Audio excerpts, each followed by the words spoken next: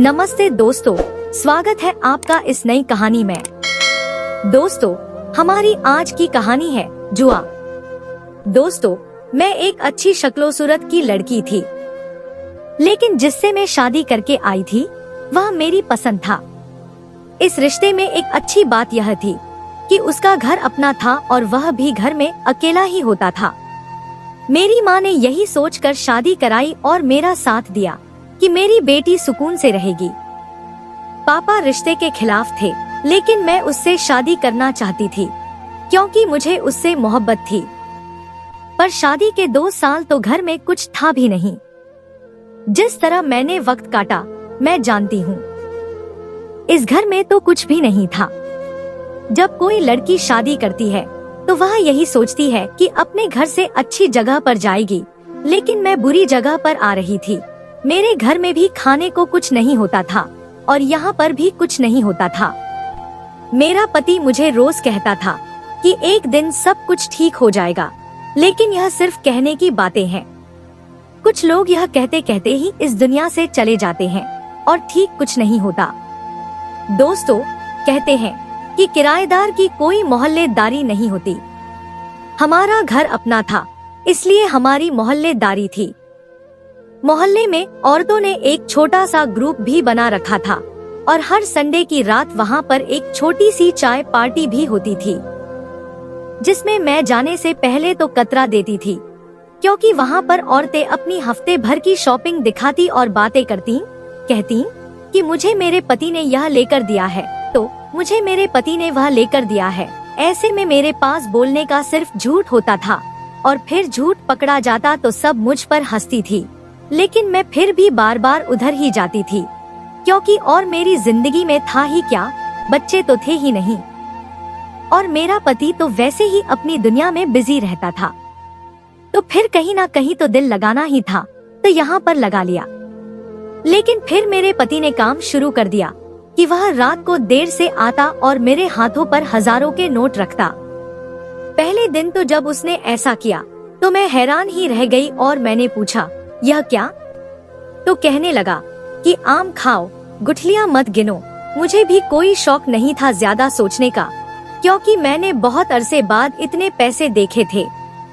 उसने कहा कि यह सारे पैसे तुम्हारे हैं, घर का सामान लो और जो बच गए उससे अपने लिए चीजें ले लो। मैं रोज रात को देर से आया करूँगा। मैंने अपने पति से कहा कि मुझे कोई मसला नहीं है, शायद उसने कोई रात का काम शुरू कर लिया था। चलो अच्छा है, अगर इतने पैसे मिल रहे थे तो मुझे क्या मसला था। मुझे लगा कि उसको एडवांस पैसे मिली है जो लाकर मेरे हाथ पर रख गया है, लेकिन अगली रात वह फिर से उतने ही पैसे ले आया।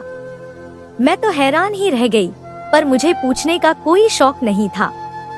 अगर पैसे आ रहे थे तो मैं इसी में खुश थी और मेरा पति भी खुश था। मेरे पापा कहते थे कि जब मर्द पैसे लेकर आए तो उससे यह नहीं पूछना चाहिए कि कैसे लेकर आए हो, ले आया यही बड़ी बात है, क्योंकि उसका काम है पैसे कमाना। इससे पहले भी मेरा पति पैसे तो घर लाता था, वही घर को चलाता था, लेकिन जिस तरह से चलाता था वह मैं ही जानती हूँ।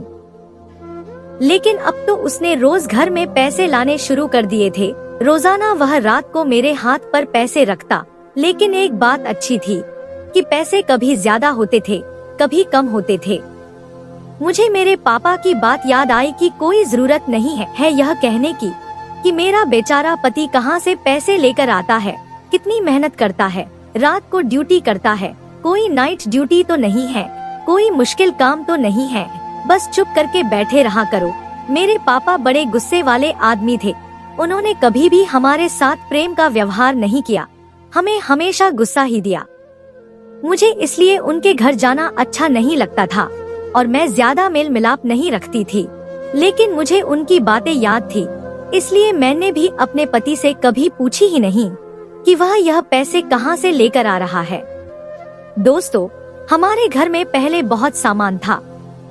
जब मेरी शादी हुई तो मेरे घर वालों ने मुझे दहेज दिया था, लेकिन जब हमारे हालात बुरे हुए तो हम घर की चीजें ही बेचने लगे और अब तो यह नौबत आ गई थी कि घर की जो भी चीजें नहीं थी वो सारी बना ली, और फिर भी पैसे बच गए, क्योंकि रोज ही इतने पैसे आ जाया करते थे। अब तो मैं रोज शॉपिंग करने जाती थी। मोहल्ले की औरतें मुझे देखकर हैरान होती और कहती कि तुम्हारी क्या कोई लॉटरी निकली है, या तुम्हारे पति ने कोई लंबा हाथ मारा है जो अब तुम्हारे हाथ में इतने पैसे आने लगे हैं। उसके बाद मैंने कहा कि लंबा हाथ मारने से क्या मतलब है, मेरा पति मेहनत की कमाई करता है, सारी रात मेहनत करता है और सुबह पैसे लाकर मेरे हाथ रखता है। तुम लोगों के सामने ही था सब कुछ। मेरे हालात कितने खराब थे दोस्तों, लेकिन वक्त बदलते देर नहीं लगती। तुम लोग भी दूसरों पर ऐसी बातें करना छोड़ दो, नहीं तो तुम्हारे साथ भी कुछ उल्टा हो जाएगा। उन सबके मुंह बंद हो गए, उनके मुंह देखने वाले थे। मुझे बड़ी खुशी भी हो रही थी, मुझे अच्छा लग रहा था। सीधी सी की बात है कि पैसा एक बहुत बड़ी जरूरत है। आप यह नहीं कह सकते कि पैसा नहीं है तो कोई बात नहीं, और यह बात भी गलत है कि प्यार से घर चलता है। इंसान को जिंदा रहने के लिए हजार किस्म की चीजों की जरूरत होती है, सबसे बड़ी चीज तो घर ही है। उसके बाद खाना, कपड़े, साबुन, शैम्पू, पानी, दवाई, रोटी। ऐसी कौन सी चीज है जो बिना पैसे की मिलती है? शायद हवा, और अगर आपके पास पैसे न हो तो आपको किसी बुरी जगह पर रहना पड़े तो हवा भी साफ नहीं मिलती। मेरा पति जब आता था तो थका हारा ही आता था और आकर सो जाता था, फिर पूरा दिन सोया रहता था और शाम को तकरीबन 4-5 बजे उठकर चला जाता था। पहले तो जब वह घर से बाहर रहता तो मैं उसे बहुत बातें सुनाती थी। मैं कहती थी कि कहाँ चले जाते हो, कहाँ पर रहते हो, मनोरंजन करते रहते हो क्या? मेरा पति कभी कभी घर पर भी पड़ा रहता था, पूरा दिन सोकर गुजार देता था। मैं उसे पूरा दिन इंतजार करती रहती कि अभी उठेगा तो जाकर कुछ खाने को ले आएगा। उसे बार बार उठाने की कोशिश भी करती, लेकिन वह उठता ही नहीं था। मुझे बहुत ज्यादा गुस्सा भी आता था, लेकिन अब मुझे उसके आने जाने से कोई मसला नहीं था, क्योंकि मुझे पता था कि सारी रात काम करेगा तो दिन में सोएगा, और अगर शाम को जाएगा तो जाहिर है काम के लिए ही जा रहा है। मैंने अपनी सहेलियों से यह तो कह दिया कि मेरा पति मेहनत करता है, लेकिन मेरे पति पर मेहनत के कोई असर तो नजर नहीं आते थे। पूरा दिन वह घर में पड़ा सोता रहता था और शाम को उठकर कहीं चला जाता, रात देर से, और कभी कभी सुबह के 2-3 बजे वापस आता, आकर फिर सो जाता। उसके हाथ में इतने पैसे होते थे कि जितने लोगों की आजकल महीने की कमाई होती है, और पैसे कभी ज्यादा और कभी कम होते थे। दोस्तों, एक दिन पूछ ही लिया कि ऐसा कौन सा काम है, तो कहने लगा कि अगर बार बार पूछा तो मैं पैसे देना बंद कर दूंगा। मैंने कहा ठीक है, मैं तुमसे अब दोबारा नहीं पूछूंगी। दोस्तों, मैंने गरीबी और तंगी देखी थी, छोटी छोटी चीजों के लिए मैं तरसती थी। अब मैं दोबारा से वह सब महसूस नहीं करना चाहती थी, इसीलिए पति को उसके हाल पर छोड़ दिया। जो भी जैसा भी कर रहा था, कम से कम पैसे तो ला रहा था, और पैसा जिंदगी की सबसे बड़ी जरूरत होती है। पैसे के बिना कुछ नहीं होता। आप अपनी ईमानदारी को बेचकर खा नहीं सकते। अगर आपको घर चलाना है, अपने पेट में खाना डालना है, तो उसके लिए आपको पैसे की जरूरत है। मेरे माँ बाप के हालात भी ठीक नहीं थे। आजकल मेरे हाथ में इतने पैसे थे तो सोचा घर चलती हूँ। मैं अपने माँ बाप को पैसे नहीं दे सकती थी, नहीं तो मेरे पति को पता चल ही जाता। इसीलिए कुछ सामान लेकर माँ बाप के घर की तरफ चल पड़ी। मेरी शादी दरअसल बहुत ही बुरे हालात में हुई थी, क्योंकि मेरे पति से कोई भी मेरी शादी कराना नहीं चाहता था। मैंने घर वालों से बगावत करके यह शादी की थी। यहाँ तक कि मेरा बड़ा भाई, जो मेरे बाप की जगह था, सारी जिंदगी उसने मेरा ख्याल रखा। वह बाहर के मुल्क में होता था और हमेशा वहाँ से चीजें भेजा करता था। लेकिन जब उसको पता चला कि मैंने किसी को पसंद कर लिया है और घर वालों ने मुझे उसके साथ बात करते हुए पकड़ लिया है, तो वह मुझसे बहुत नाराज हो गया। मैंने समझाने की बहुत कोशिश की कि भाई, मैं मोहब्बत करती हूँ उससे, लेकिन भाई ने कहा कि अगर उससे शादी की तो मेरे से तुम्हारे सारे रिश्ते नाते खत्म हो जाएंगे। मैं तुमसे कभी नहीं मिलूंगा और न ही तुम्हारी शक्ल देखूंगा। तुम्हारी शादी में आना तो बहुत दूर की बात है, मैं तुमसे फोन पर भी बात नहीं करूंगा। मेरे भाई के साथ मेरा रिश्ता ऐसा था जैसे बाप और बेटी का रिश्ता होता है। मैंने उनको मनाने की बहुत कोशिश की, बहुत ज्यादा रोई भी, लेकिन फिर दिल के हाथों मजबूर हो गई और अपने पति से शादी कर ली। दोस्तों, मेरी शादी भी ऐसी ही हुई थी। 4 लोगों में बिठाकर शादी करवा दी गई थी। पापा ने बस अपना फर्ज पूरा किया था और कहा था कि आज से जीना मरना खत्म है। लेकिन फिर बेटियों से ताल्लुक टूट नहीं जाता है। माँ बाप का दिल तो ऐसा ही होता है कि औलाद जो भी करे उनको माफ कर देते हैं। माँ बाप तो उनको माफ कर ही देते हैं, लेकिन मेरा भाई इस तरह कर नहीं रहा था। वह अपनी जगह बिल्कुल ठीक था, सारा घर चलाया करता था, सबके लिए सब कुछ करता था। मेरे लिए भी उसने बहुत कुछ किया था। घर वाले मुझे पढ़ाना नहीं चाहते थे क्योंकि मेरी पढ़ाई में बहुत खर्चा होता, लेकिन उसने मेरी फीस भेजी थी। पर जो मैंने किया उसके बाद आज तक उसने मुझे कभी माफ नहीं किया और नाराज है। और ऐसा नाराज था कि जैसे उसके लिए मैं इस दुनिया में थी ही नहीं। न मुझे जानता है, न मेरे पति को, न कभी मेरे घर आएगा, न मुझसे कभी बात करेगा। मैंने अपने पापा से कई दफा कहा था तो उन्होंने कहा कि बच्चे कहाँ माँ बाप की सुनते हैं, वह भी ऐसे बच्चे जो खुद पैसे कमा रहे हों। तो बार बार मुझे मत कहा कर, उसको तेरे नाम से ही नफरत है। मैंने भी सोचा क्या मैंने पसंद की शादी करके कोई अच्छा काम नहीं किया। और शादी के शुरू के सालों में मुझे इस बात का एहसास भी हो गया जब मेरे पति ने मुझे इतने बुरे हालात में रखा। लेकिन अब तो हालात अच्छे हो रहे थे। जब मैं अपने माँ बाप के घर सामान लेकर जा रही थी तो मुझे लगा कि वह लोग कहेंगे कि हमें तेरे लाए हुए सामान की जरूरत नहीं है। लेकिन उनके हालात आजकल इतने बुरे थे कि उन्होंने कुछ भी नहीं कहा और जो सामान लाई थी वह रख लिया और मेरे साथ भी अच्छा व्यवहार किया। पर मैंने सुना था कि वह आया हुआ है, इसलिए मैं भी घर चली गई और सोचा कि अगर सामना हो गया तो शायद मुझे देखकर उसका दिल पिघल जाए, क्योंकि मेरी शादी से पहले वह बाहर के मुल्क गया था और अब मेरी शादी को भी काफी साल बीत गए थे और अभी वापस आया था।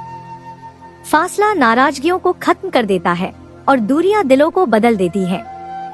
दोस्तों, बस इसी आसरे पे बहाना बना के घर की तरफ रवाना हो गई।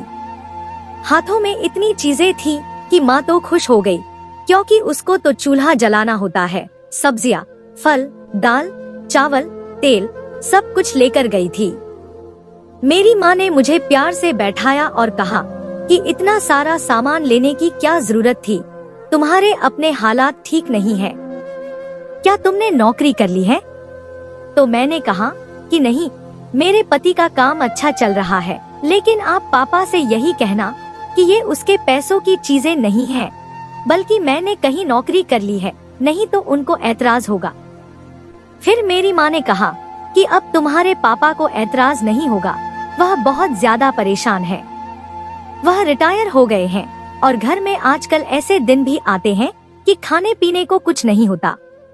मैंने माँ से कहा कि ऐसे हालात चल रहे थे और आपने मुझे बताया क्यों नहीं? भाई कहाँ है? भाई कुछ नहीं करते? मेरी माँ ने कहा कि तेरा भाई वापस आ गया है, उसने नौकरी भी छोड़ दी है और तेरे भाई के साथ ऐसा कुछ हुआ है कि अब वह कभी पहले जैसा नहीं होगा। मुझे तो लगता है कि कमाने के काबिल ही नहीं रहा, वह बदल गया है। मैंने कहा कि ऐसा भी क्या हो गया हमारे भाई के साथ, बताइए मुझे, नहीं तो मेरा तो दिल बैठा जा रहा है। मेरी माँ बोलने लगी कि पापा वहाँ पर आ गए। पापा को ना जाने किस बात का गुस्सा था, ठीक से मुझसे बात नहीं की और कमरे में चले गए। यह देखकर मुझे बहुत बुरा लगा और मैं भी 15-20 मिनट बैठने के बाद वापस आ गई। माँ ने कहा कि ऐसे नहीं करो बेटी, अपने घर से नाराज होकर नहीं जाते, अच्छा नहीं लगता है। तो फिर मैंने कहा कि शायद मुझे यहाँ नहीं आना चाहिए था। मेरा दिल बहुत बुरी तरह से दुख गया था, लेकिन मेरे दिल को शायद हमेशा से ही दर्द मिलना था और यह बात तय थी। दोस्तों, औरत की भी क्या जिंदगी होती है, बेचारी सारी जिंदगी दूसरों की सेवा करती रहती है, कभी माँ बाप की, कभी पति की, कभी बच्चों की, हमेशा उनके घर को साफ सफाई करती है, उनके कपड़े धोती है, लेकिन न तो उसकी सेवा का कोई फल मिलता है और न ही उसका अपना कोई घर होता है। मैं रोते रोते अपने घर आ गई और सोचा कि पता नहीं भाई के साथ क्या हुआ है। फिर इतना ही सोच पाई कि शायद उसकी नौकरी छूट गई है, लेकिन मेरा भाई बहुत काबिल था, बहुत पढ़ा लिखा था। उसने बाहर के मुल्क में रहकर बहुत पैसे कमाए थे, शायद वह फिर कोई नौकरी कर ही लेता। मुझे इस बात की टेंशन नहीं थी, क्योंकि वह बहुत ही काबिल था। फिर मैंने सोचा कि जब इतने सारे पैसे आते हैं तो क्यों न मैं सारा सामान एक साथ ही ले लूं। मैं दुकान पर गई और पूरे महीने का सामान एक साथ ले लिया, लेकिन मेरे पास फिलहाल इतने पैसे नहीं थे। मैंने दुकान वाले को कहा कि सुबह आपको आपके पैसे मिल जाएंगे। दुकान वाले को हम पर थोड़ा सा शक जरूर था, क्योंकि हम पहले भी उसके साथ उधार करते थे, लेकिन अब जब सारा उधार उतार चुके थे तो उसने हमें ज्यादा उधार दे दिया। मैं सारा सामान अपने सामने रखकर ही बैठी थी जब मेरा पति कुछ देर बाद ही वापस आ गया। तब मैंने कहा कि आज इतनी जल्दी वापस आ गए, तो कहने लगा कि बस आ गया हूँ वापस, यह तुम क्या करके बैठी हो? तो मैंने उससे कहा कि मैंने पूरे महीने का सामान ले लिया है। उसने मुझे हैरान होकर देखा और कहा कि किसने कहा था तुम्हें यह सब करने के लिए? यह सामान तो हजारों रुपए का लग रहा है, तुमने तो सामान ऐसे लिया है कि जैसे हमारे घर में शादी होने वाली है। मैंने कहा कि जब हर चीज रोज इस्तेमाल होनी ही है तो फिर थोड़ी थोड़ी करके लेने की क्या जरूरत है? वैसे भी शॉपिंग करके थक गई हूँ, अब कोई घर की भी चीज ले लूं। आपको तो खुश होना चाहिए। खुश तो तुम हो जाओगी जब तुम्हें यह पता चलेगा कि आज मेरे पास 1 रुपया भी नहीं है। मैंने कहा कि मैंने दुकान वाले को कहा था कि मैं सुबह 10 बजे तक उसको पैसे दे दूंगी, और मैंने यही सोचकर कहा था कि आप रात तक पैसे ले आएंगे। तो मेरा पति मुझ पर चिल्लाने लगा और कहने लगा कि पैसा पैसा करती रहती हो, कभी नहीं होते इंसान के पास पैसे। अब तुम जानो और तुम्हारा काम जाने, मैं कुछ नहीं कर सकता। मैंने तुम्हें इतने पैसे लाकर दिए, थोड़े बहुत पैसे साइड पर नहीं रख सकती थी? दुकान वाले को यह बात पता चल जाती कि मैं उसको पैसे नहीं देने वाली, तो उसने यह बात मोहल्ले की सारी औरतों को बता देनी थी कि फला घर वाली इतना सामान ले गई है पर पैसे नहीं दिए हैं। दुकान वालों के तो वैसे भी आदत औरतों जैसे ही होते हैं, पूरा दिन औरतों से बातें करते रहते हैं। फिर मैं अपनी एक दोस्त के पास गई और उससे कहा कि तुम तो जानती हो आजकल मेरे हाथ में बहुत पैसे होते हैं, बस आज के दिन नहीं है। मेरा एक काम है, उसके लिए मुझे पैसे दे दो। उसको यकीन था कि मेरे पास बहुत पैसे हैं, तो उसने मुझे पैसे दे दिए और मैंने दुकान वाले से अपनी जान छुड़वा ली। लेकिन अभी भी मेरे सिर पर कर्ज था, और अब मेरी दोस्त जो के बस नाम की दोस्त थी, उसको मुझे पैसे देने थे। अगले दिन फिर मेरा पति काम पर गया और मैं दुआ करने लगी कि आज तो ये पैसे लेकर ही वापस आए। दोस्तों, लेकिन उस रात कुछ ऐसा हुआ कि मैं हैरानों परेशान रह गई थी। मैंने कभी सोचा भी नहीं था कि ये सब होगा। मेरे पति को बहुत देर हो गई थी। इस वक्त वह आ जाया करता था। मैं बाहर ही बैठी थी और उसका इंतजार कर रही थी। रात का वक्त था, लेकिन मैं अकेली ही घर में रहती थी। भगवान ने अभी तक मुझे औलाद नहीं दी थी, जब अचानक से दरवाजा जोर से बजा। मैंने जाकर दरवाजा खोला तो मेरा पति मुझे धक्का देकर अंदर आ गया और दरवाजा बंद कर दिया। मेरे पति की हालत अजीब सी थी। वह भागकर अंदर आ गया तो उसकी जेब से कुछ पैसे भी गिर गए थे।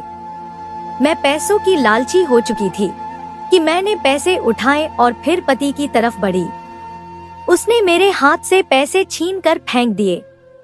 उसने कहा कि ये पैसे नहीं मुसीबत है जो मैं इस घर में लाता रहा, और तुम ऐसी औरत हो जिसने मुझसे ये भी नहीं पूछा कि पैसे कहाँ से ला रहे हो, जबकि कोई काम भी नहीं करता था। मैं जुआ खेलता था, ये पैसे मैं जीत कर लाया करता था, लेकिन आज मैं हार गया हूँ। आज मैं सब कुछ हार गया हूँ। तुम फौरन अपना चेहरा छुपाओ। अपना चेहरा फौरन से पहले छुपा लो। मेरे पति ने मेरे दुपट्टे को मेरे चेहरे पर बांध दिया। फिर मैंने कहा कि चेहरा क्यों छुपाऊं? पति ने कहा कि चलो कमरे की खिड़की से बाहर निकल के घर से भाग जाओ। मैं कहने लगी कि ये तुम किस किस्म की बातें कर रहे हो? पहले जुआ खेलते रहे हो और अब मुझे यहाँ से भगा रहे हो।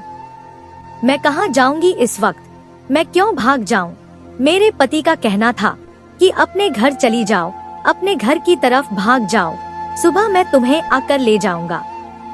मैंने कहा कि मैं इस वक्त घर जाऊंगी तो वो लोग क्या सोचेंगे और वो लोग मुझे क्यों अंदर आने देंगे? मैं उनको क्या बताऊंगी कि मेरे पति की वजह से मुझ पे ये हालात आए हैं कि मैं आधी रात को घर से बाहर क्या कर रही हूँ। कहने लगा कि अरे मैं तो तुम्हारे साथ कुछ नहीं कर रहा हूँ, लेकिन अगर अभी इस घर से नहीं निकली तो फिर जो तुम्हारे साथ होगा उसके बाद हम दोनों की जिंदगी बर्बाद हो जाएगी। मुझे अपने पति की कोई बात समझ नहीं आ रही थी। वह बुरी तरह कांप रहा था, बार बार पानी पीता था, इधर उधर जाता था। मेरे चेहरे को ढक दिया और मुझे कहने लगा कि बस निकल जाओ यहाँ से। यहाँ तक कि जब मैंने उससे ज्यादा सवाल किए तो वह मुझ पर चिल्लाने भी लगा। फिर उसने मेरा हाथ पकड़ा और मुझे कमरे की तरफ ले जाने लगा। खिड़की खोल दी और कहा कि यहाँ से निकल जाना, मैं तुम्हें सुबह आकर ले जाऊंगा। लेकिन इससे पहले ही हमारे दरवाजे पर तोड़फोड़ की आवाज आना शुरू हो गई। कोई हमारा दरवाजा तोड़ रहा था। मेरे पति ने मुझे कहा कि यहाँ से जल्दी निकलो और मुझे इतनी जोर से धक्का दिया कि मैं खिड़की से ही जा लगी। अब मुझे भी गुस्सा आ गया था। फिर मैंने कहा कि हुआ क्या है, मुझे ये बताओ। इतने में वो शख्स अंदर दाखिल हो गया और मेरा पति खुद ही इस खिड़की से निकलकर बाहर भाग गया। मैं हैरान परेशान रह गई थी ये सब देखकर कि मेरे पति ने ये सब क्या किया। घर में कोई मर्द दाखिल हुआ और वह मुझे अकेला छोड़कर भाग गया। मैंने उस शख्स को देखा। उसके चेहरे पर दाढ़ी थी, उसकी आंखों के नीचे हल्के पड़े हुए थे, उसके बाल बिखरे हुए थे। वह मुझे कोई गुंडा लग रहा था। दोस्तों, फिर उसने मुझे कहा कि अब भागने की कोई जरूरत नहीं है। तुम्हारा पति रोज रात को मेरे साथ ही जुआ खेला करता था और आज जुए में तुम्हें हार गया है। दोस्तों, मैं बुरी तरह कांप रही थी। मैं भाग भी नहीं सकती थी क्योंकि वह बिल्कुल सामने खड़ा था। मैंने अपने चेहरे को छुपा रखा था तो मैंने दुपट्टे को और भी मजबूती से टाइट कर दिया कि वह मेरी शक्ल न देखे। मेरे पति ने मेरे साथ ये क्या कर दिया? इसका मतलब कि वह पैसे जुए के पैसे थे और आज मेरे पति ने मुझे ही दांव पर लगा दिया था।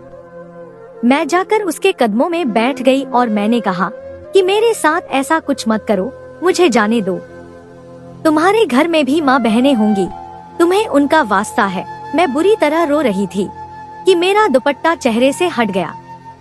उस आदमी ने मुझे कंधों से पकड़कर ऊपर उठाने की कोशिश की।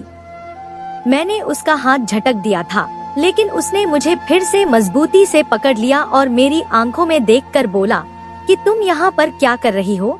जब मैंने उसका चेहरा गौर से देखा तो मेरे कदमों तले से जमीन निकल गई थी, क्योंकि वह और कोई नहीं बल्कि मेरा अपना सगा भाई था।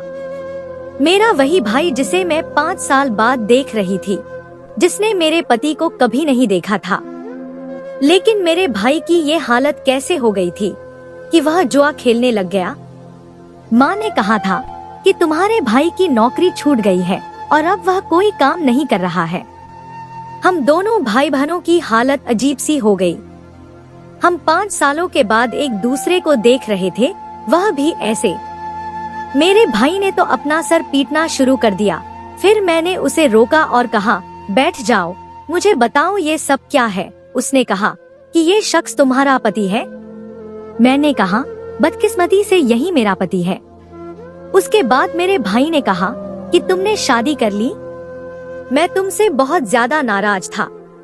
मैं तुम्हारी शादी में भी नहीं आया, तुम्हारे पति को कभी नहीं देखा, घर वालों से कभी तुम्हारा जिक्र भी नहीं किया। दोस्तों, उनसे ये भी नहीं कहा कि मुझे तुम्हारी या तुम्हारे पति की तस्वीर दिखा दें। अगर कभी वो तुम्हारा नाम भी लेते तो मैं फोन ही बंद कर देता, इतना गुस्से में था। लेकिन फिर ना जाने मुझे किस बात की सजा मिली कि मैंने एक लड़की से मोहब्बत कर ली और उसने मुझसे शादी का वादा कर दिया। वहीं पर उसने मुझसे शादी भी कर ली। उसने मुझसे शादी की और 3 महीने मेरे साथ रहने के बाद मुझे कहने लगी कि मुझे पैसों की जरूरत थी, इसलिए मैंने शादी की।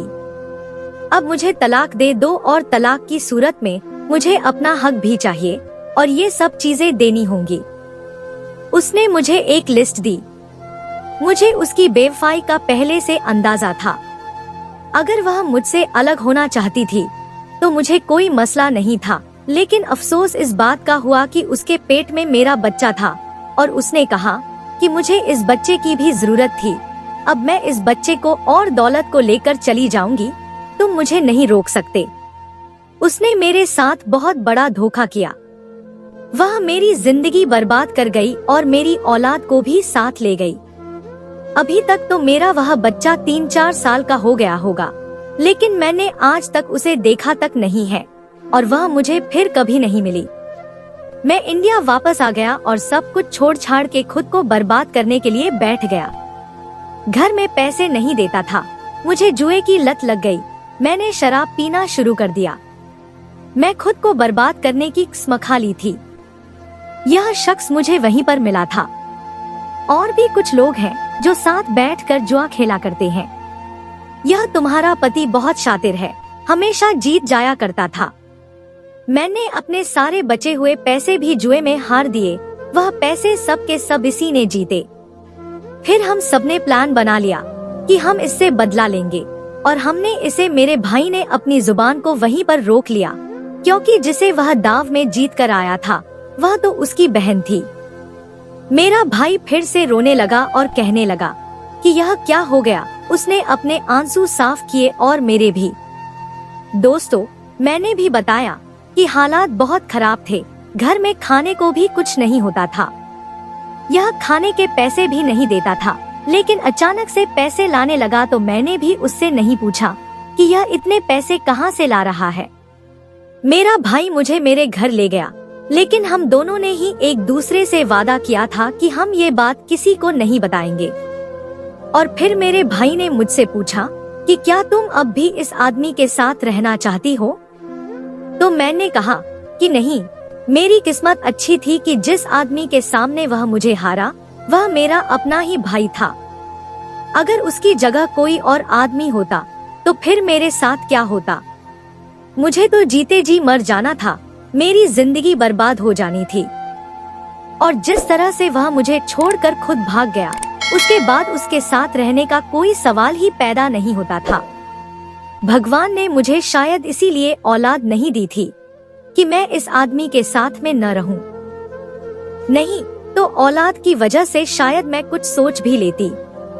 मैंने अपने पति से तलाक ले लिया और उसका घर हमेशा के लिए छोड़ दिया। 2 साल तक मैं वापस अपने घर में ही रही। मेरे घर वालों के साथ मैं उसी तरह रही जैसे शादी से पहले रहती थी। उसी तरह भाई के साथ बातें करना, खेलना, बाहर से चीजें लाकर खाना, जिंदगी बिल्कुल पहले जैसी हो गई थी। भाई को भी समझाया कि वह किसी के लिए अपने आप को बर्बाद न करे। यहाँ तक कि भगवान की कृपा ऐसी हुई कि हमारे लिए एक ऐसा रिश्ता आया जिसमें मेरे भाई की पत्नी, मेरी भाभी और मेरा पति आपस में बहन भाई थे। वह लोग बहुत अच्छे थे। फिर उसके बाद हम दोनों ने ही शादी कर ली और इसके बाद से हमारी जिंदगी बेहतर हो गई। अब हम लोग एक साथ हंसी खुशी रहते हैं। मेरे पति की भी पहले एक शादी हुई थी, लेकिन उसकी पत्नी अब नहीं रही थी। इसीलिए मैंने अपने नए पति से कोई भी बात नहीं छुपाई है। वह बहुत अच्छे इंसान है। मेरी दूसरी शादी के बाद मेरी जिंदगी में बहुत सी खुशियां आ गईं। मेरा भाई और मेरी भाभी मेरे साथ रहते थे और हम सब मिलकर हर छोटी बड़ी खुशी का जश्न मनाते थे। मेरी नई जिंदगी में सब कुछ बदल गया था। मैंने घर की जिम्मेदारियां संभालने के साथ साथ अपने खुद के सपने भी देखना शुरू किया। मेरे पति मेरे लिए एक सबसे बड़ा सहारा बन गए। उसने मेरी खुशियों का ख्याल रखा और हमेशा मुझे समझाने की कोशिश की जब भी मुझे अपनी पुरानी यादें याद आती थी। उसका प्यार मुझे हर दिन एक नई उम्मीद देता था।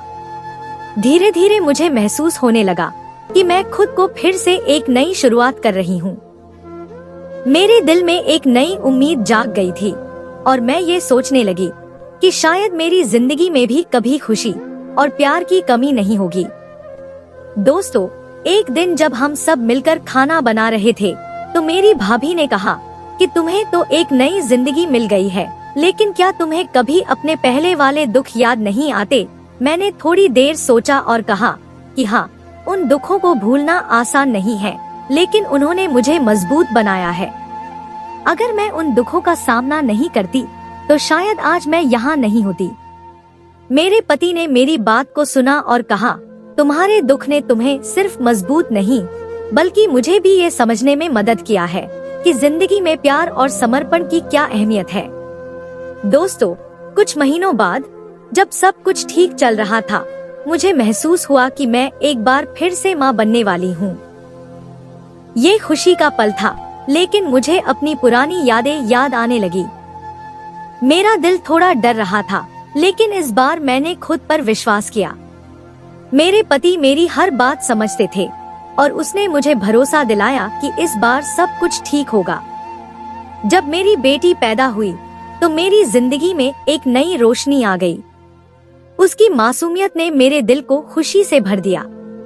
उसने मुझे ये समझाया कि जिंदगी की खुशियाँ हमेशा छोटी छोटी चीजों में होती हैं। मेरे भाई और भाभी ने भी इस खुशी में शामिल होने का फैसला किया और हम सब मिलकर उसका स्वागत किया।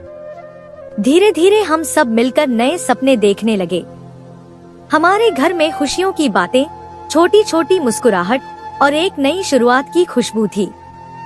मैं अपने सपनों को पूरा करने के लिए नई कोशिश करने लगी। ये मेरा नया परिवार था और अब मैं इस परिवार के लिए कुछ भी करने को तैयार थी। ये मेरे लिए एक नई जिंदगी थी जिसमें मैंने अपने दुखों को भूलकर खुश रहने की कोशिश की। और अब मुझे समझ आ गया था कि जिंदगी में हर मुश्किल वक्त के बाद एक नया उजाला आता है, बस हमें उसका इंतजार करना होता है। बस यही जिंदगी है जो बहुत ज्यादा अजीब है, लेकिन एक बात मैं आखिर पर जरूर कहना चाहूंगी कि आप अपनी जिंदगी को किसी भी ऐसे इंसान के हवाले नहीं करोगे जो आपके काबिल नहीं है, वरना वह आपको एक दिन जुए में भी हार सकता है, आपको अपने ही घर में भूखा भी रख सकता है और यह सब कुछ आपके लिए बर्दाश्त करना बहुत मुश्किल होगा। इसलिए पहले से ही सतर्क रहें। तो दोस्तों, यह थी हमारी आज की कहानी। आपको सुनकर कैसी लगी हमें कमेंट करके जरूर बताएं और हमारी वीडियो को ज्यादा से ज्यादा अपने दोस्तों में शेयर करें और हमारे चैनल को भी सब्सक्राइब कर लें ताकि आने वाली वीडियो का नोटिफिकेशन आप तक तुरंत पहुंचे। मैं मिलती हूं आपसे अगली वीडियो में, तब तक के लिए धन्यवाद।